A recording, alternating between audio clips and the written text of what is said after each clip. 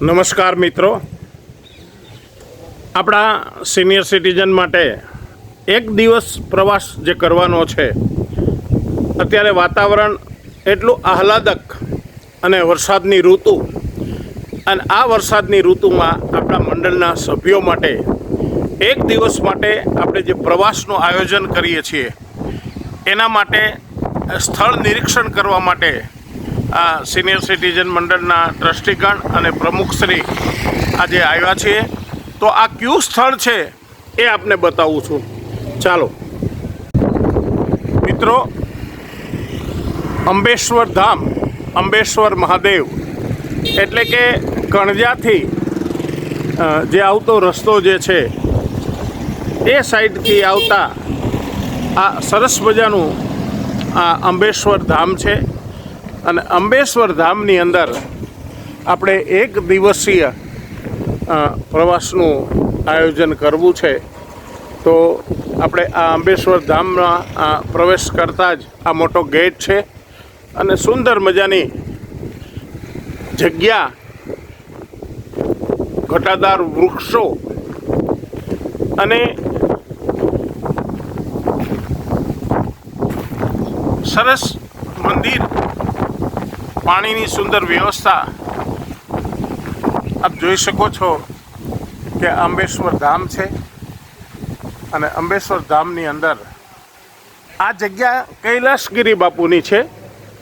એટલે કૈલાસગીરી બાપુ તો દેવ થઈ ગયા છે, પણ આ જગ્યાનો વિકાસ મોટા કાજલિયાળા અને આજુબાજુના ભક્તો દ્વારા આ કરવામાં આવ્યો છે. આ કૈલાસગીરી બાપુએ આ જગ્યાનો વિકાસ કર્યો છે.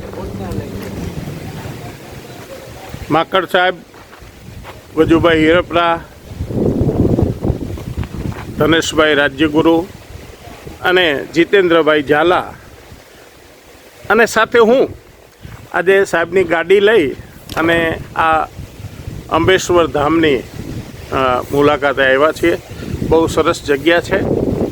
હવે આની શું શું વિશેષતાઓ અને શું વ્યવસ્થાઓ છે એ આપણે જોશું, અને જોયા બાદ આપને જાણ કરશું કે ક્યારે અને કઈ રીતે આપણો જે પ્રવાસ જે છે એ અહીંયા કરવાનો છે. શિવાલય, સામેની તરફ શિવાલય છે અને ઘટાદાર વૃક્ષોની વચ્ચે આ જગ્યા આવેલી છે.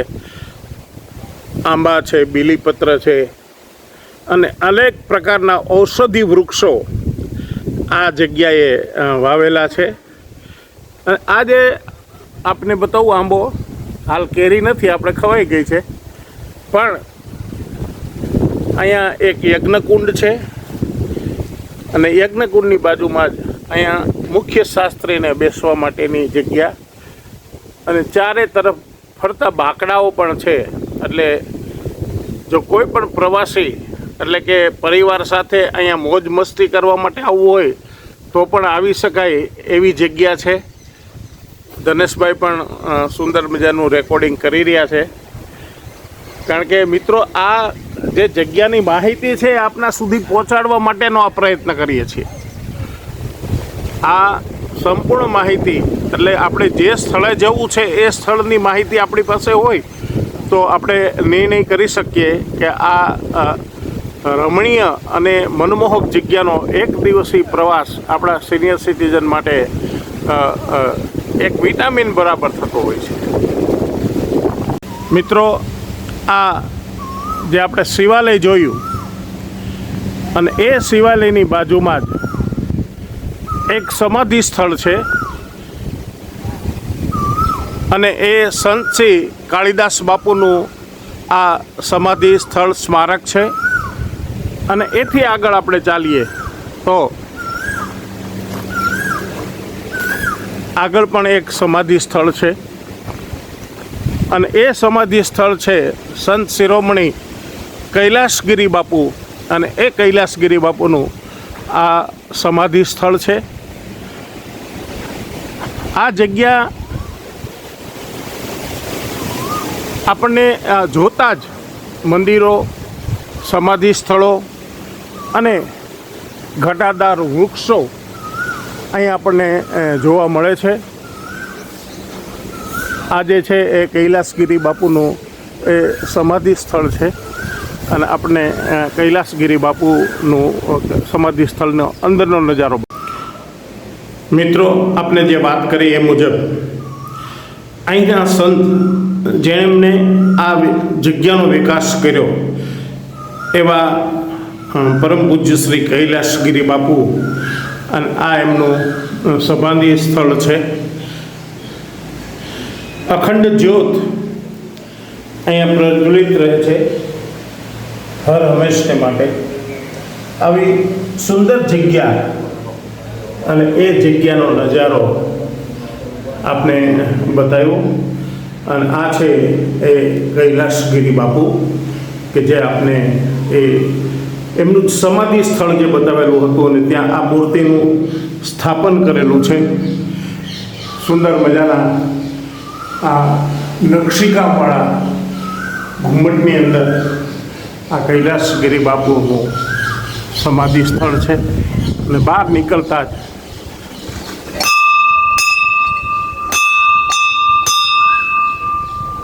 સુંદર નજારો આપણને જોવા મળે છે.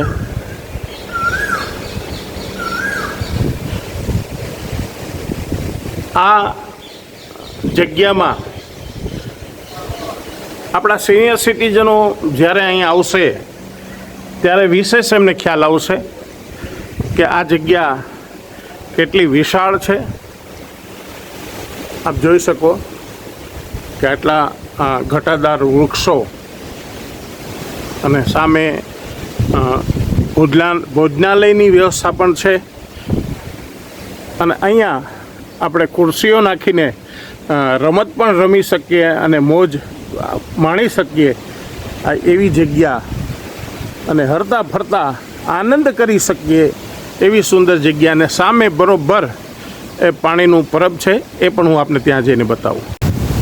આ પાણીનું પરબ છે અને અહીંયા પરબે પણ સંત શિરોમણી શ્રી કૈલાસગીરી બાપુનો અહીંયા ફોટો મૂકવામાં આવ્યો છે. અને આપ અહીંયાથી પાણી પી શકો એવી સુંદર વ્યવસ્થા કરવામાં આવી છે. અને મિત્રો, આ તરફ જે છે આ ફિલ્ટર પ્લાન્ટની પણ અહીં વ્યવસ્થા છે. એટલે જે પાણી આપણને પીવામાં આવે છે એ પૂરેપૂરું ફિલ્ટર કરી અને પછી જ એ પીવડાવવામાં આવે છે. કોઈ પ્રદૂષણ જે પાણીમાં હોય એ પાણીની પ્રદૂષણ નીકળી જાય છે. અને સામે જે છે એ ભોજનાલય છે. એટલે આપણે તો કદાચ મેદાનમાં બેસીને પણ જમી શકીએ, પણ વરસાદ જેવું જો વાતાવરણ હોય તો આ ભોજનાલયમાં કૈલાસ ભવન ભોજનાલય, ઓમ નમો નારાયણ, આ ભોજનાલય અને ભોજનાલયની સામે જ સરસ મજાનું એક સ્ટેજ પણ બનાવવામાં આવ્યું છે કે જેથી કોઈ પણ પ્રકારના અહીંયાના સાંસ્કૃતિક કાર્યક્રમો થતા હોય તો એનો લાવો છે એ પબ્લિક લઈ શકે. અને આ વિશાળ ભોજનાલય છે. એટલે વરસાદની ઋતુ હોય અને જો ભોજન સમારંભ ગોઠવો હોય તો કોઈને તકલીફ ન પડે એવી વ્યવસ્થા છે. ઘટાદાર વૃક્ષો, લીમડા છે, આંબલી છે, આંબા છે અને ઘણા ઔષધિ વૃક્ષો પણ આ જગ્યા ઉપર ગોઠવવામાં આવ્યા, એટલે લગાડવામાં આવ્યા છે.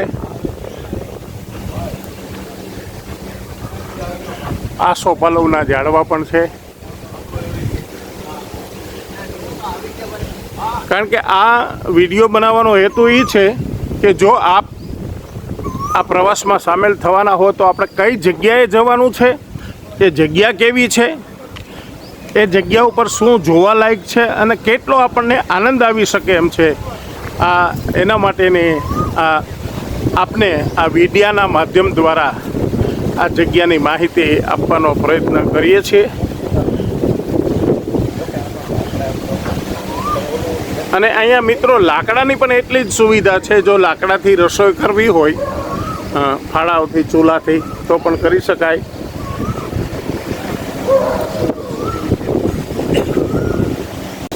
દિનેશભાઈ અર્જનભાઈ કાંતિભાઈ છેલ્લા 15 વર્ષથી બાપુ દેવ ત્યાં પછી અહીંનો વહીવટ સંભાળ્યો.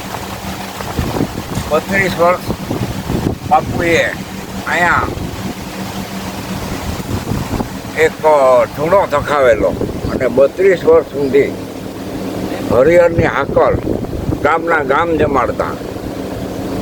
વંસલી ધુવાડા બંધ જમાડેલ, મેંડેલા ધુવાડા બંધ જમાડેલ, 3 વખત 2 વખત સાપુર જમાડેલ અને ગામના ગામ જમાડતા. અને એનો એક જ ધ્યેય હતો કે કોઈ પણ આવે એ ખાધા વગરનો ન જાય અને ચા વગરનો ન જાય એની કાળજી રાખવી. અને આજે એ ધ્યેય અમે એમનો પકડી રાખેલો છે. ત્યાં 2 વખત હરિહરની હાકલ પડે છે, ચા પણ ચાલુ જ હોય. અને ગમે એવડા પ્રસંગો વર્ષમાં 2-3 પ્રસંગ એવા આવે કે 3 ગામ ધુવાડા બંધ જમે. પછી 200 માણસને અહીંયા રોકાવવું હોય તો એના માટે ખુરશી, ગાડલા, ગોદડા તમામ સુવિધા છે. અને અંબેશ્વર એક વર્ષો પહેલાંનું અહીંયા સ્થાપના છે. એ અમારી સાંભળણ પહેલાંની વાત છે, જે મહાદેવની. એ પછી બાપુએ એનો પૂર્ણ વિકાસ કરેલ છે. અને અત્યારે અમારાથી જે થાય એ મહેનત કરીને એનો વિકાસ કરીએ. જગ્યામાં ગમે ત્યાં કાંઈ કોઈ આય છે, ઓલા છે, ખુરશી છે, ગાડલા છે, ગોદડા હથાવાળી છે કે હથાવી બેસો હેન્ડલ હા, સાઈડ છે. છે ને સરકાર અડધામાં અહીંયા અડધામાં જોઈ લેશું અને એ એમાં મળતા ખુરશી છે અહીંયા. તમે જોઈશું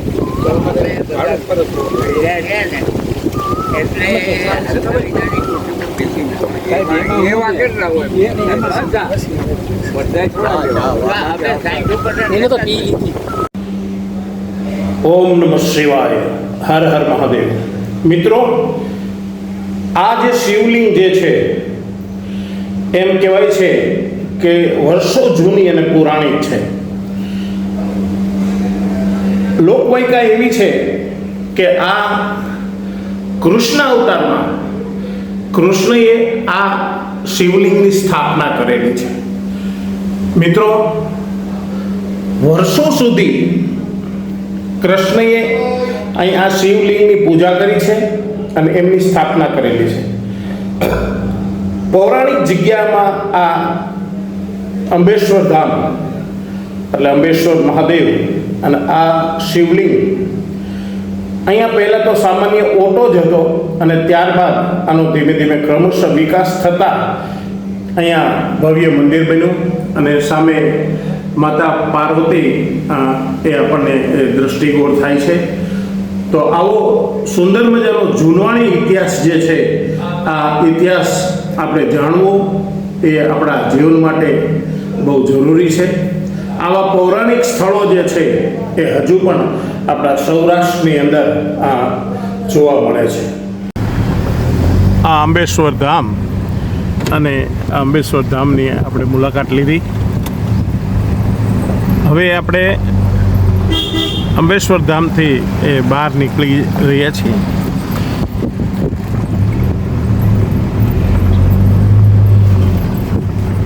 આ એનો મુખ્ય રસ્તો જે છે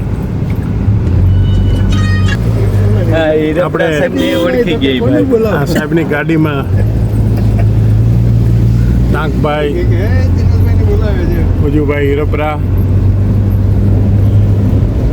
જીતેન્દ્રભાઈ ઝાલા અને ધનેશભાઈ રાજ્યગુરુ ગાડીમાં સવાર થઈ અને જઈ રહ્યા છીએ.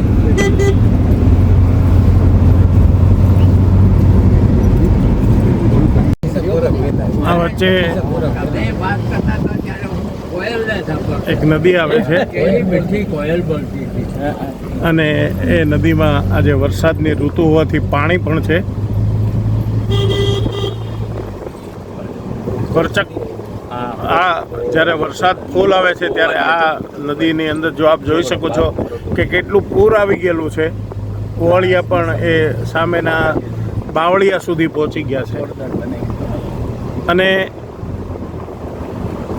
પ્રથમ મોટા કાજલિયાળા આ ગામ છે એ મોટા કાજલિયાળા છે અને મોટા કાજલિયાળા થઈ અને એ આપણે આ મોટા કાજલિયાળા ગામનું પાદર બસ સ્ટોપ એટલે દર્શન કરતા જાવ. અને નદી કાંઠે સરસ મજાનું અહીંયા શિવાલય પણ છે. તો મિત્રો આ હતો આપણે જે એક દિવસી જે પ્રવાસ કરવાનો છે એ સ્થળની મુલાકાત. તો જોઈ વિચારી અને આપ સત્વરે આ પ્રવાસની જે તારીખ નક્કી થાય ત્યારે તમે તમારું નામ લખાવી શકો છો. જય હો.